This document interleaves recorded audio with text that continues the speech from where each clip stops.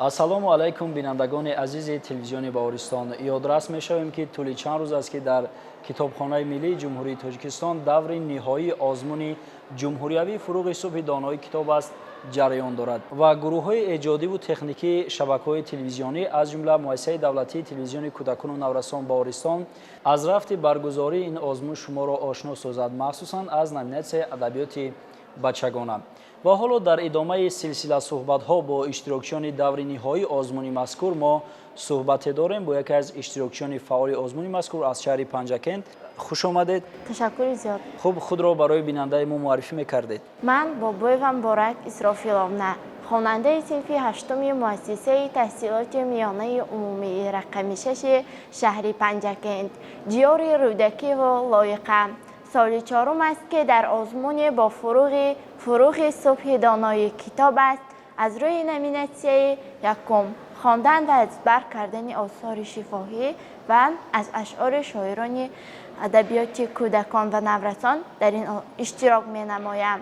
миннатдории худро ба асосгузори сулҳу ваҳдати миллӣ, пешвои миллат, президенти мамлакатамон муҳтарам Эмомалӣ Раҳмон мерасонам, ки меҳри фузуни мо кӯдакону наврасонро ба китоб фузунтар карданд, то мо дар оянда олимону фозилони даври худ гардем.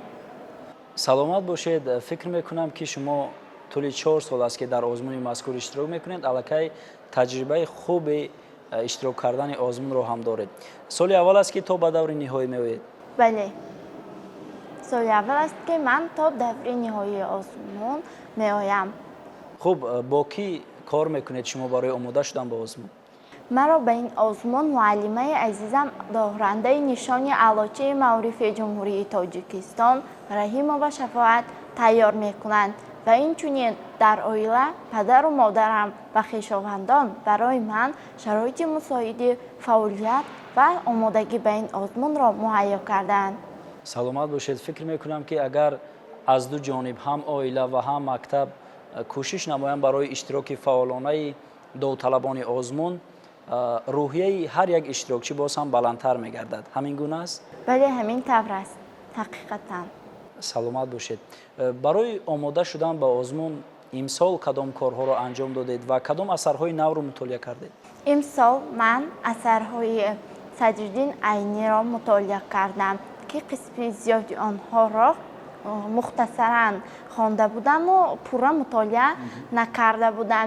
инчунин ман шумораи мисраъҳо ва байтҳои шеърамро зиёд карда ҳикояҳо, латифаҳо, зарбулмасалҳои нав азбар намудам, яъне шумораи ҳамаи осори азбар намудаамро зиёдтар кардам. фикр мекунам ки имсол ҷиддитар омода шудед, чун то ба даври ниҳоии озмун омадед. бале, имсол ман ҷиддӣ омода шудам ва бисёр кор кардам ва бисёр асарҳоро мутолиа кардам. барои дарёфт кардани китобҳо бисёр машаққат кашидам, чунки ба мо ин гуна асарҳо дастрас нестанд ва аз ҳамин сабаб чанд маротиба ба китобхонаи вилоятии шаҳри Хуҷанд ба номи Тоҷхоҷа Асирӣ омада аз он ҷо китоб гирифтам ва дар як рӯзи тамом дар китобхонаи марказии шаҳрамон, яъне дар китобхонаи марказӣ ба номи Убайд Раҷаб, аз пайи дарёфт кардани китоби Насими тозаи Абдумалик Баҳорӣ рӯзамро бегоҳ намудам ва ман инчунин барои такмил додани савияи дониш ва шиносоӣ бо рафти баргузории озмун дар маҳфил чанд маротиба омада дар маҳфили ҳамешабаҳори устод Хайрандаш ва маҳфили фуруғи нависандаи машҳури бачаҳо Азизи Азиз ширкат варзидам. фикр мекунам ки ҳамин машаққатҳо, ҳамин талошҳо ва ҳамин ҷасорату нерӯи гурдофаридонаи шумо буд ки тавонистед имсол то ба даври ниҳоии озмуни мазкур албатта роҳ ёбед. бале, ин ҳақиқати маҳз аст. саломат бошед. вақте ки солҳои қаблӣ, яъне 3 соли пеш шумо иштирок мекардед ва то даври вилоятӣ меомадеду рохат ба ҷумҳурӣ намегирифтед, роҳафтода намешудед? чӣ гуна худро эҳсос мекардед? ман ҳеҷ вақт роҳафтода нашудам, чунки гуфтаанд дунё ба умед аст ва ман ҳам поёни шаби سفید است را شعار خود کرده جدی به این آزمون تیاری دیدم و کوشش کردم که تا درجه هم باشد خود را آرام احساس کنم، چون که اشتراک در این آزمون هنری هر کس نیست و خود اشتراک در این آزمون غالبیت است. آفرین، سلامت باشید. مبارک. میخواستیم فهمیم که دورهای گذشته آزمون، یعنی دورهای مکتبی، دور ناحیوی و ولایتی چگونه سپری شدند؟ از بس که من برای اشتراک در دور ناحیوی آزمون تیاری جدی دیده بودم، حکمان دور ناحیوی به من جای سوم را مناسب دانستند و من کوشش و تلاش کرده در دور ولایتی آزمون سزاوار جای دوم گشتم و برای اشتراک در دور نهایی آزمون راه خط گرفتم. خب مبارک. میخواستم فهمم که شما برای آزمون مذکور چقدر مصرع شعری از خود کرده اید؟ من 8500 مصرع شعر از برنمودم که اینها می شوند 4250 بیت. همه آنها در یاد شما هستند؟ بله، چرا نه؟ خب من میخواستم اینجا از هنر شعرخوانی شما با خبر شویم و شعر دوست داشته شما درباره چیست و مؤلفی آن کیست؟ شعر دوست داشته من حرمت موی سفیدش شعر امینجان شکوهی است، چون که در این شعر تمام رنج و مشقت مادر در تربیت فرزند و به وای رساندن آن نشان داده شده است. خب میتوانید پیشنهاد کنید؟ به نورش گرچه این خورشید خاور فرا گیرد جهان را سراسر، نمی گردد ولیکن آن برابر به این پرقوتی با مهر مادر. فقط مادر به هر گرما و سرما همیشه بر سر گهواره ما. نکرده میژته بنشسته شبها کلام کرد او چو جان بگرفته در بر. وجودش چون به فرزند است پیوند ورو خواند به خود جان و جگربند. اگر خار خلد بر پای فرزند دل مادر شود محزون مقرر. برای حرمت موی سفیدش، برای فکر و یاد پر امیدش، به جان هم عزت و حرمت کنیدش، نباشد تا که چشمش هیچ گهتر. سلامت باشید. بسیار یک قرائت خوبی شعر دارید و احساس میکنید هر یک مصرع را. آفرین و احسن. درباره کدام موضوعها بیشتر میخواهید که شعرها را از خود کنید؟ من اول میخواستم درباره کشور عزیزمان، وصف آبادی‌های دیار، وصف کوه‌های سر به فلک کشیده تاجیکستان نامدار، در وصف سرزم باستان، قلعه قدیمی هولبوک، بازیافت‌های کران و این چنین در وصف مردم عادی مهنتکش، در وصف پیشوای معظم ملت و فرزندان دیار تاجیکان، این چنین ادیبان نامدار خوانده باشم، شعرها از بر کرده باشم و از زندگی نامه آنها، از موضوعهای جایگیرشوی یادگاری‌های بی‌نظیر آگاهی داشته باشم. و این چنین من یک شخصی کنجکاو هستم. میخواهم دانسته باشم که مقصد اصلی همین ساختمان این بناها و نوشتن شعر چیست؟ مقصد اساسی مؤلف، مقصد اساسی بیناکار و مقصد اساسی باستانشناسان را دانستن میخواهم. ولی من وقتی که اثر چهره‌های ماندگار پیشوای معظم ملت محترم امام علی رحمان را مطالعه کردم، دانستم که جانثاری این همه فرزندان دیارمان، ملت تاجیکمان، این برای آبادی وطن، برای شکوفایی وطن، برای دریافت استقلال دولتی و برای بنیاد تاجیکستان نوین بوده است. واقعا هم وقتی که کس هر یک مصرع شعری را که وصف وطن است، وصف میهن است، وصف آبادی و سازندگی های این دیار نازنین است، خود افتخار میکند. و یکی از انشاءاتهای بزرگ عصر در جمهوری تاجیکستان نیروگاه برقی آبی راغون است و فکر میکنم که درباره این انشاءات عصر نیز شما چند مصرع شعری میدانید. بله، аз Юсуфҷон Аҳмадзода тибқи номинатсияи иштирок карда истодаам. Ман шеъри Роғунашро ба шумо қироат мекунам. Имрӯз Роғун майдони кор аст, дар роҳи Роғун мошин қатор аст. Роғун аё Роғун, имрӯз туро созем, бо номи ту фахрем, бо номи ту нозем. Роғун умеди ояндаи мо, фардои миллат пояндаи мо. Роғун аё Роғун, имрӯз туро созем, бо номи ту фахрем, бо номи ту нозем. саломат бошед муборак.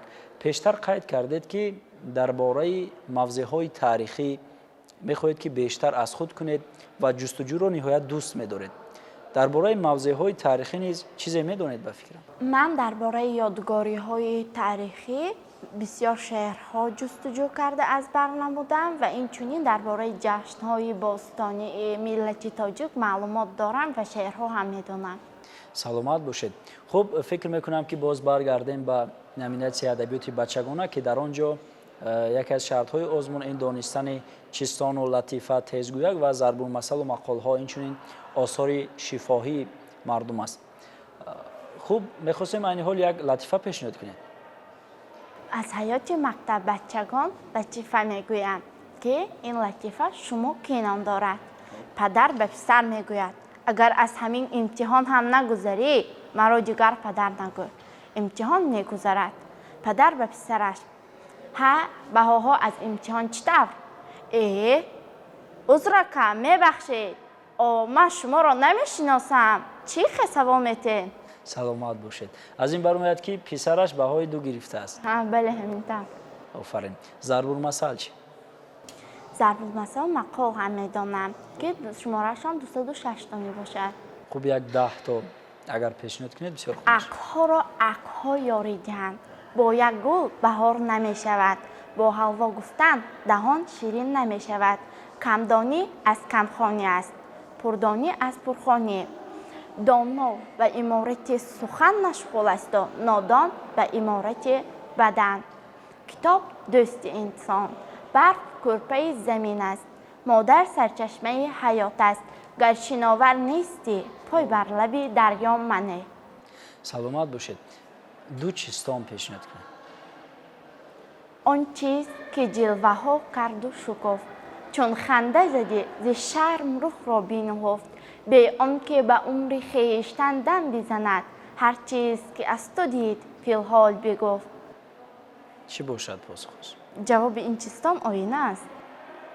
оина боз аст, бале. чистон мегӯям: ҳамдаме дорам ки беовоз суҳбат мекунад, бедаҳону безабон нақлу ривоят мекунад.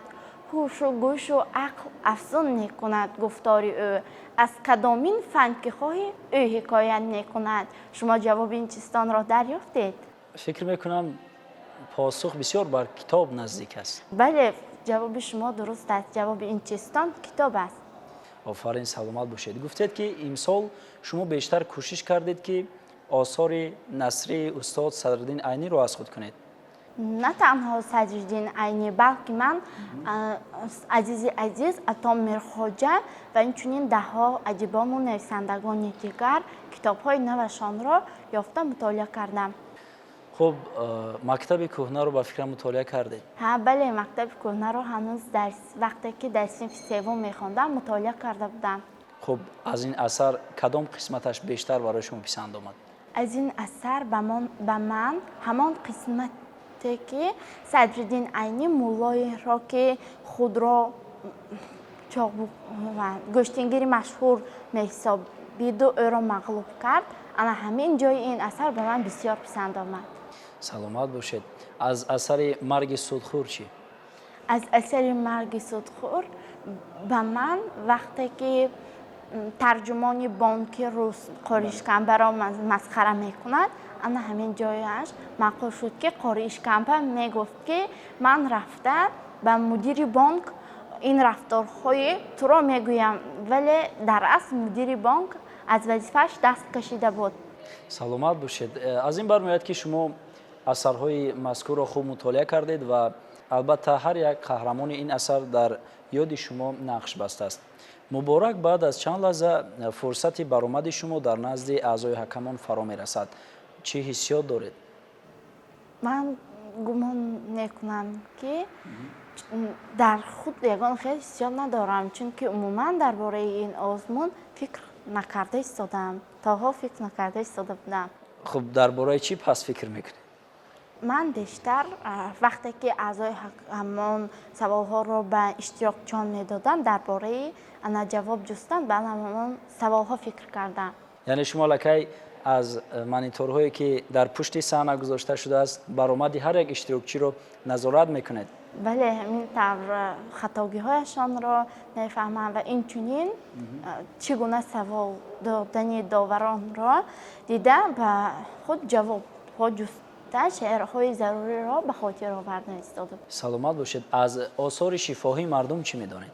аз осори шифоҳии мардум ман афсона, зарбулмасалу мақол, латифа, чистонҳо ва инчунин шеърҳои халқӣ аз бар намудам. кане кадом шеъри халқиро шумо медонед? ман шеъри халқии соли нав, чойрезаки додо, инчунин турна, борон, дарвоза нигин дорад, бузакам ҷиги ҷиги, мӯям дарозкунро аз бар медонам. саломат бошед. ва фикр мекунам ки чун дар номинатсияи адабиёти бачагона аз осори шифоҳӣ низ пурсон мешаванд, донистани ҳар як мақол, шеърҳои халқӣ, рубоиҳои халқӣ барои ҳар як иштирокчӣ муҳим мебошад. муборак, ҳоло мехостам барои мо ва барои бинандагони мо як тезгӯяк пешниҳод кунед, вале аввал оҳиста ки мо бифаҳмем. чумчуқ чӣ мегӯяд? медонӣ чӣ мегӯяд? дар мактаби чумчуқҳо ман аъло чӣ мегӯяд? чумчуқ чӣ мегӯяд? медонӣ чӣ мегӯяд? дар мактаби чумчуқҳо ман аъло чӣ мегӯяд? чумчуқ чӣ мегӯяд? медонӣ чӣ мегӯяд? дар мактаби чумчуқҳо ман аъло чӣ мегӯяд? чумчуқ чӣ мегӯяд? медонӣ чӣ мегӯяд? дар мактаби чумчуқҳо ман аъло чӣ мегӯяд? чумчуқ чӣ мегӯяд? медонӣ чӣ мегӯяд? дар мактаби чумчуқҳо ман аъло чӣ мегӯяд? чумчуқ чӣ мегӯяд? медонӣ чӣ мегӯяд? дар мактаби чумчуқҳо ман аъло чӣ мегӯяд? саломат бошед. фикр мекунам каме хаста шудед. офарин. ба андешаи шумо ҳамчун як иштирокчии фаъоли даври ниҳоии озмуни ҷумҳуриявии фуруғи субҳи доноӣ китоб аст. озмуни мазкур махсусан барои кӯдакону наврасон ва насли ҷавони кишвар чӣ мебахшад? ин озмун ба кас сухандонӣ, суханварӣ ва маҳорати бепоён мебахшад ва инчунин рӯзҳои баргузории ин озмун дар саҳифаҳои хотироти мо нақш мебандад ва мо метавонем ин таассурот, ин хотираҳои худро ба дигарон бигӯем. инчунин мо метавонем барои иштирок дар ин гуна озмунҳо дигаронро роҳнамоӣ кунем. саломат бошед. хуб, аз худи муассисаи таълимии шумо танҳо шумо дар ин озмун иштирок кардед? бале, танҳо ман дар ин озмун иштирок кардам. солҳои аввал бисёр хонандагон дар ин озмун иштирок мекарданд, вале онҳо намехостанд ки заҳмат кашанд.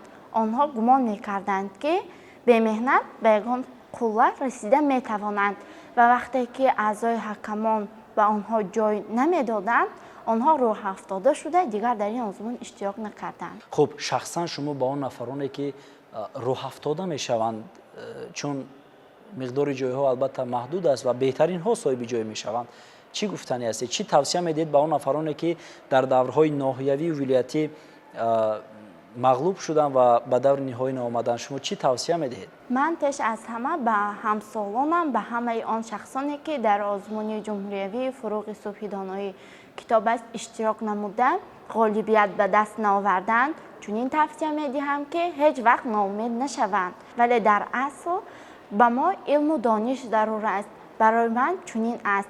ман ки ҳамин қадар сол дар ин озмун иштирок кардам, рӯҳафтода нашудам, ба онҳо тавсия медиҳам ки аввал онҳо ором нигоҳ доштани худро ором нигоҳ доштанро омӯзанд ва кӯшиш кунанд ки ҳеҷ вақт рӯҳафтода нашаванд ва бояд пайваста талош намоянд. дар асл шахсе ки ҷасорат дорад, матонат дорад, шуҷоат дорад, аз ҳеҷ чиз наметарсад ва барои вай иштирок дар ин озмун на барои маблағ, ё ин ки ягон шӯҳрату обрӯ не, балки барои донистан, барои сайқал додани андеша, фикр ва инчунин барои васеъ шудани ҷаҳонбинии худаш аст. саломат бошед муборак. фикр мекунам ҳар як иштирокчие ки то ба даври ниҳои озмуни ҷумҳуриявии фуруғи субҳи донои китоб аст меояд, аллакай ӯ ғолиб аст. ба шумо арзи сипос мегӯем барои як суҳбати самимӣ ва барои иштирокатон дар даври ниҳои озмун ки баъд аз чанд лаҳза фаро мерасад. муваффақият, бурдборӣ, ҷасорату матонат ва албатта боз ҳам комёбиҳову талошҳои пайдарпайро таманно дорем. ташаккури зиёд миннатдории худро ба муассисаи давлатии телевизиони кӯдакон ва наврасон Баҳористон мерасонам. Баҳористон яке аз шабакаҳои дӯстдоштаи ман мебошад, ки дар ин шабака асарҳоро ҳам пешниҳод мекунанд.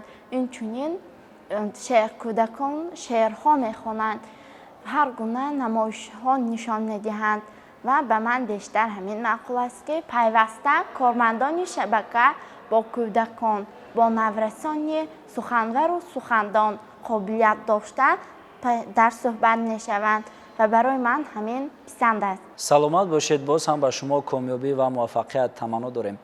бинандагони гиромӣ, ёдрас мешавем ки дар идомаи силсила суҳбатҳо бо иштирокчиёни даври ҷанбастии озмуни ҷумҳуриявии фуруғи субҳи донои китоб аст.